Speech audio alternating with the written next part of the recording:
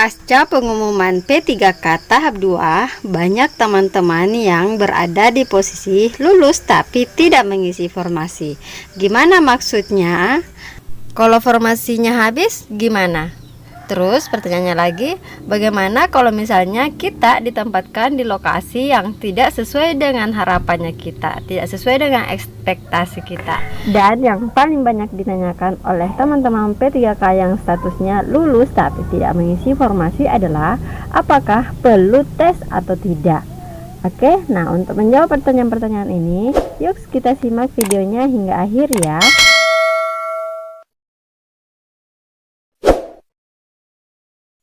Assalamualaikum warahmatullahi wabarakatuh. Hai teman-teman semua, kembali lagi bersama saya Hidayah. Dan kali ini kita akan membahas terkait dengan keterangan hasil P3K tahap 2.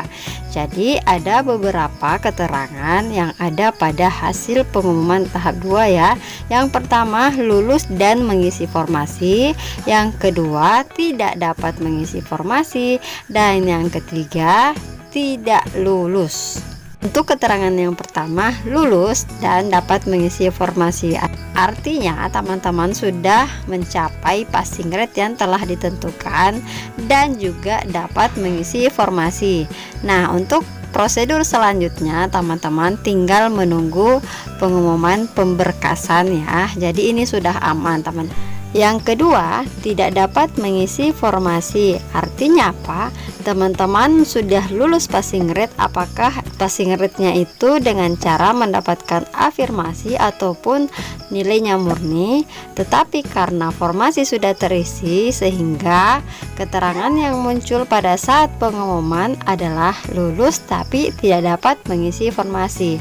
Hal ini disebabkan karena nilai dari pesaing teman-teman atau ada yang mempunyai skor lebih tinggi dari nilainya teman-teman. Jadi yang mesti dilakukan atau prosedur selanjutnya adalah menunggu optimalisasi formasi dari pemerintah atau teman-teman mengikuti tes tahap yang ketiga. Sementara keterangan yang ketiga adalah tidak lulus. Artinya teman-teman tidak lulus passing rate atau nilainya teman-teman tidak mencapai ambang batas yang telah ditetapkan dan tidak dapat mengisi formasi. Ini sudah tentu ya teman-teman, tidak dapat mengisi formasi karena aturannya harus mencapai passing rate dulu, seperti itu. Jadi hal apa yang perlu dilakukan? Tentunya menunggu jadwal pelaksanaan tahap 3. Jadi teman-teman harus mengikuti ujian P3K tahap 3 jika masih ada formasi yang kosong, seperti itu teman-teman. Dan masih ada beberapa pertanyaan juga yang bunyinya seperti ini teman-teman. Kalau formasinya dalam sebuah kabupaten atau kota itu sudah habis atau sudah penuh gimana? Jadi ini jawabannya versi Mimin ya. Jadi menurut Mimin bahwasanya ini kan jangkauannya sudah luas dan sudah lintas provinsi. Jadi Mimin yakin bahwasanya pemerintah atau dari Kemendikbud akan mengupayakan untuk yang lulus passing rate ini dapat mengisi formasi dan mendapatkan lokasi penempatan sesuai yang kita harapkan. Nah, pertanyaan berikutnya, gimana kalau misalkan mendapatkan lokasi penempatan itu tidak sesuai dengan ekspektasi atau harapan? Alasannya mungkin karena merasa lokasi penempatan itu jauh dari tempat tinggal atau karena ditempatkan di daerah terpencil. Karena tentunya ini menjadi pertimbangan besar bagi mereka yang usianya sudah tua renta ya, dan atau mereka yang mempunyai keluarga dan tidak ingin LDRan dengan keluarga, seperti itu. Apalagi ya teman-teman, perlu dipahami bahwasanya P3K itu tidak sama dengan PNS yang jikalau sudah sekian tahun pengabdian sudah bisa mengajukan mutasi. Tidak ya. Kalau P3K tentunya harus menyelesaikan kontrak terlebih dahulu.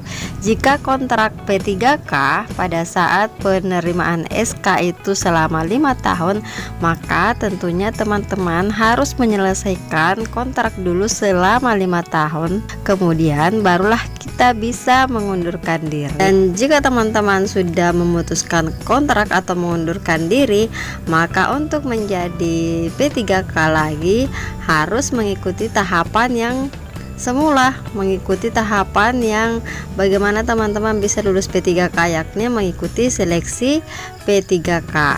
Jadi tidak semerta-merta ketika sudah mengabdi 3 tahun misalkan, lantas teman-teman bisa mengajukan mutasi. Tidak demikian ya.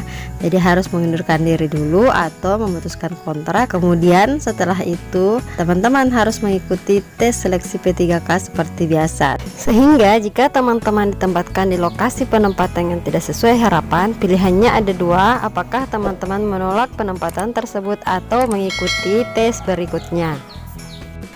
Nah, yang banyak ditanyakan oleh teman-teman P3K juga adalah jika statusnya lulus dan tidak mengisi formasi, apakah perlu tes atau tidak? Nah, kalau menurut Mimin teman-teman, ini tergantung siapa yang mempunyai status tersebut, atau ini tergantung dari teman-teman saja. Tapi kalau Mimin boleh sarankan, lebih baiknya teman-teman sholat istikharah saja dulu ya, minta petunjuk sama yang kuasa baiknya gimana. Tapi menurut Mimin baiknya ikut tes aja ya, karena ikut tes P3K kan tidak ada ruginya juga, hitung-hitung sebagai ajang latihan menjawab soal mapel dan soal-soal pedagogik supaya ilmunya makin mantap gitu kan ya. Dan kelebihannya lagi, siapa tahu aja teman-teman mendapatkan nilai yang lebih tinggi dari tahap 2. Misalkan ya, teman-teman pada saat mengikuti tes tahap yang kedua, teman-teman mempunyai skor 320. Nah, pada saat tahap 3 teman-teman mendapatkan skor 350. Nah, tentunya pada saat pengumuman akhir, nilai yang akan diambil adalah nilai yang paling tertinggi di antara beberapa kali teman-teman mengikuti tes. Jadi nilai yang akan diambil nanti adalah nilai yang mempunyai skor tertinggi. Kelebihannya juga ya, kalau teman-teman ikut tes tahap 3 dan lulus, teman-teman bisa memilih sendiri lokasi penempatannya di mana, karena pada saat mendaftar kembali di tahap 3 kita kan memilih lokasi penempatan di mana. Jadi pada saat teman-teman lulus ya insya Allah ditempatkan di lokasi penempatan yang sesuai harapannya teman-teman, tanpa harus menunggu optimalisasi formasi dari pemerintah atau Kemendikbud. Jadi Mimin saranin ikut aja tes tahap 3 teman-teman, tidak ada ruginya. Oke deh, sekian dulu untuk video kali ini. Jika ada yang ingin ditanyakan, silahkan cantumkan pertanyaannya di kolom komentar. Terima kasih dan jangan lupa subscribe, like, and share video ini. Assalamualaikum warahmatullahi wabarakatuh.